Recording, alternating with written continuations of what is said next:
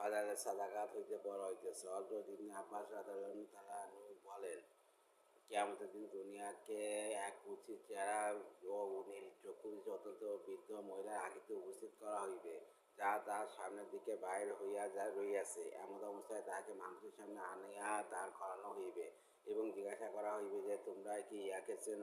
তাহারা বলিবে, আল্লাহর পানাহ, ইহা আবার কোন আপদ?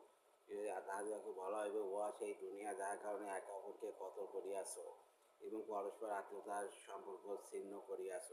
ইহার কারণে তোমরা পরস্পর একে অপরকে হিংসা করিতে, পরস্পর শত্রুতা রাখিতে ইহারই ধোঁকায় পড়িয়াছিলে।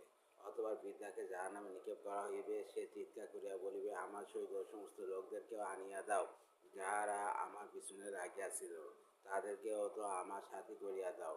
আল্লাহ তাআলা ইরশাদ করিবেন, যাহারা তাহার পিছনে চলিয়াছে তাহাকেও তাহার সাথী করিয়া দাও।